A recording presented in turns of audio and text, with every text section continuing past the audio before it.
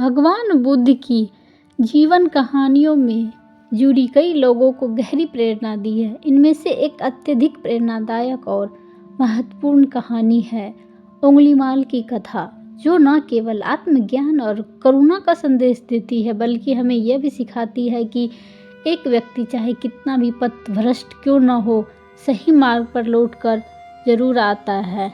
पुराने समय की बात है। मगध राज के पास एक गांव में ब्राह्मण परिवार रहता था। उस ब्राह्मण परिवार का पुत्र बहुत ही होनहार था। उसका नाम था अहिंसक। बचपन से ही वह बहुत बुद्धिमान और शांत स्वभाव का था।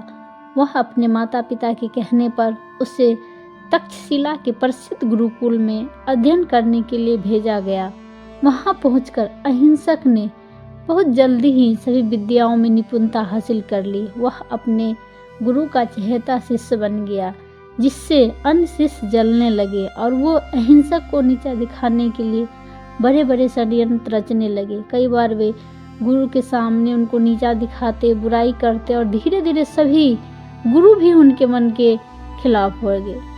अतः गुरु ने सोचा अहिंसक उन्हें हानि पहुंचा सकता है, और इस विचार से प्रभावित होकर गुरु ने अहिंसक को एक कठिन और खतरनाक कार्य सौंपने का निश्चय किया। उन्होंने कहा, अहिंसक, तुम मेरी यदि सेवा करना चाहते हो तो तुम्हें 1000 उंगलियां काट कर लानी होगी, तभी तुम मेरे पूर्ण शिष्य कहलाओगे।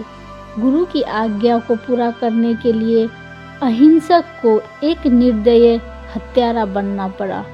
उसने निर्दयी मार्ग चुना, जंगल में अपना ठिकाना बना लिया, आने जाने वाले निर्दोष यात्रियों को मारकर उन्हें उंगली काटने लगा। प्रत्येक हत्या के बाद वह एक उंगली काटकर माला में पिरोता, उसे गले में पहनता। इसीलिए लोग उसे उंगलीमाल कहने लगे, जिसका मतलब था उंगलियों का माला पहनने वाला। उंगलीमाल का आतंक इतना बढ़ गया कि लोग उस जंगल के रास्ते से जाना भी नहीं पसंद करने लगे, डरते थे। वह निर्दयता के कारण एक के बाद एक व्यक्ति को मारता रहा। उसकी उंगलियों की माला में उंगलियों की संख्या बढ़ती रही। उसके दिल में कोई दया नहीं थी। उसके मन केवल एक ही विचार था कि गुरु की आज्ञा को पूरी करनी है और गुरु को खुश करना है। उसके निर्दय अत्याचारों से लोग आतंकित थे, लेकिन कोई भी उसे रोकने की हिम्मत नहीं कर सका। जब उंगलीमाल की आतंक की चर्चा चारों ओर फैल गई, यह खबर भगवान बुद्ध के कानों तक पहुंची। भगवान बुद्ध ने सोचा, अगर कोई उसे उस मार्ग में दिखा सकता तो वह केवल एक ही है, करुणा और हिंसा का मार्ग। उन्होंने उंगलीमाल से मिलने का निश्चय किया। भगवान बुद्ध अकेले ही उस रास्ते पर प्रस्थान किया जहां उंगलीमाल रहता था। उंगलीमाल दूर से बुद्ध को आते देखा तो उसने सोचा कि यह भी एक व्यक्ति है जिसे मारकर वह अपनी माला में एक और उंगली जोड़ सकता है। उन्होंने अपना हथियार उठाया और बुद्ध की तरफ दौड़ा, लेकिन कुछ ऐसा हुआ। उंगलीमाल ने देखा कि चाहे वह कितनी भी तेजी से दौड़ता, वह बुद्ध के करीब पहुंच ही नहीं पा रहा था। बुद्ध शांति से अपने मार्ग पे चलते जा रहे थे। उंगलीमाल चाहे जितनी भी तेजी से भागे, उनके पास नहीं पहुंच रहा था। अंततः थककर उंगलीमाल ने जोर से चिल्लाया, अरे रुको रुको। बुद्ध ने शांति से पीछे मुड़कर कहा, मैं तो पहले से ही रुका हुआ हूँ उंगलीमाल, तुम्हें रुकने की जरूरत है। उंगलीमाल हक्का बक्का रह गया। उसने कहा, तुम झूठ बोल रहे हो, तुम्हें रुकने की जरूरत है। तुम चल रहे हो, फिर भी तुम कहते हो कि रुके हुए हो, और मैं दौड़ रहा हूँ, फिर भी तुम कहते हो कि मुझे रुकना चाहिए। बुद्ध ने कहा, मैं पहले से ही रुक चुका हूँ उंगलीमाल, क्योंकि मैंने हिंसा, क्रोध, बुराई का मार्ग छोड़ दिया है, पर तुम उसके पीछे अभी भी भाग रहे हो, इसलिए तुम्हें ये सब रुकने की ज़रूरत है।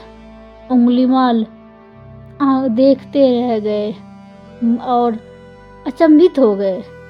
उंगलीमाल के मन में पहली बार आत्मचिंतन हुआ। उसने महसूस किया कि उसकी ज़िंदगी गलत दिशा में जा रही थी। वह बुद्ध की आंखों को देखता रह गया। उनके आंखों में सच्चाई और करुणा थी। उंगलीमाल का पत्थर जैसा कठोर दिल पिघलने लगा। उंगलीमाल अपने घुटनों पर गिरकर बुद्ध से कहा, भगवान, अब समझ गया हूँ कि मैं कितना गलत था। कृपया मुझे अपने शिष्य के रूप में स्वीकार करें और मुझे सही रास्ता दिखाए। उसके बाद उसके शब्दों में इतनी सच्चाई थी कि अंगुलीमाल का पत्थर जैसा कठोर मन भी सही समय पे आने लगा। बुद्ध ने अंगुलीमाल की आंखों में देखते हुए कहा, हिंसा का मार्ग छोड़ना ही पहला कदम है। करुणा और प्रेम का मार्ग ही सच्चा मार्ग है। अंगुलीमाल ने बुद्ध के चरणों में सिर झुका दिया और उनकी शरण में आ गया। वह पूरी तरह से बदल गया। अब वह एक शांत, संत, विनम्र व्यक्ति बन गया जिसने अपने पुराने पापों का प्रायश्चित करने का निश्चय किया। उसने अपना शस्त्र फेंक दिया, बुद्ध के शिष्य के रूप में जीवन बिताने का संकल्प लिया। हालांकि अंगुलीमाल बदल चुका था, लेकिन समाज में उसे पुरानी पहचान से मुक्ति नहीं की थी। गांव के लोग भी अब उसे हत्यारा मानते थे, घृणा करते थे। जब भी वह गांव में भिक्षा मांगने जाता था तो लोग उस पर पत्थर फेंकते थे, अपमानित करते थे। लेकिन अंगुलीमाल ने यह सब चुपचाप सहना कर समझा, क्योंकि वह जानता था कि उनके पुराने पाप का फल है और इसे यह सहन करना चाहिए। एक दिन अंगुलीमाल बुद्ध के पास गया और कहा, भगवान, मैं हर दिन लोगों द्वारा अपमानित और तिरस्कृत होता हूँ। मैं अपना पूरा जीवन सुधारने की कोशिश कर रहा हूँ, फिर भी लोग मुझे नहीं स्वीकारते। बुद्ध ने कहा, अंगुलीमाल, तुम्हारे पिछले जन्मों का फल है अब तुम्हारे सामने आ रहा है। यही तुम्हारी परीक्षा है, लेकिन तुम्हें धैर्य और शांति से इसे सहन करना होगा, क्योंकि यह तुम्हारे विकास का मार्ग है। जो लोग तुम्हें समझ नहीं सकते उन्हें क्षमा करो, उनके प्रति करुणा रखो।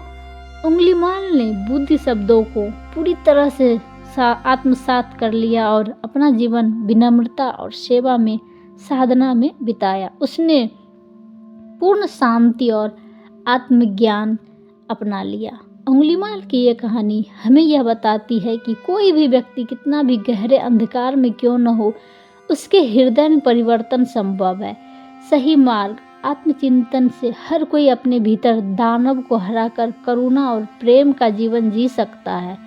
और यह हमें सिखाती है कि हमें दूसरों के प्रति भी करुणा और दया रखना चाहिए। भगवान बुद्ध का यह संदेश, सबसे बड़ी लड़ाई हमें भीतर की ओर है। अहंकार, क्रोध, द्वेष, बुराई को छोड़कर हम शांति और संतोष का अनुभव कर सकते हैं। अंगुलीमाल का जीवन इसका एक उत्कृष्ट है, जिसने क्रूर हत्यारे से एक शांत, करुणामयी आदमी बन गया। परिवर्तन संभव है, चाहे कितनी भी बड़ी गलती क्यों न हो। एक इंसान अपने जीवन को सुधार सकता है और सही रास्ते पे चल सकता है।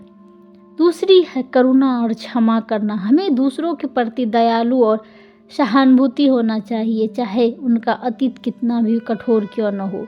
और हमारे में धैर्य और सहनशीलता होना चाहिए। पुराने कर्मों का फल हमें भुगतना पड़ता है, लेकिन धैर्य और सहनशीलता से हम उस स्थिति से भी निकल सकते हैं। और लास्ट है सच्ची खुशी, जो कि हमारे भीतर है। बाहरी साधनों या हिंसा से कोई सच्ची खुशी नहीं प्राप्त कर सकता। सच्चा सुख और शांति केवल आत्मज्ञान, करुणा और प्रेम से मिलती है। यही कहानी है एक बुद्ध और अंगुलीमाल की। यदि ये कहानी आपको अच्छी लगी तो लाइक, शेयर एंड कमेंट करें। धन्यवाद।